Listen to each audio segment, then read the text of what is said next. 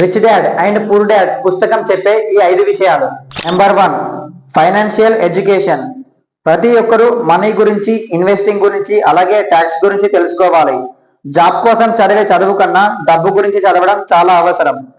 Number 2, assets and liabilities. డబ్బులు తెచ్చేవి ఏవో, డబ్బులు లాక్కునేవి ఏవో తెలుసుకోవాలి.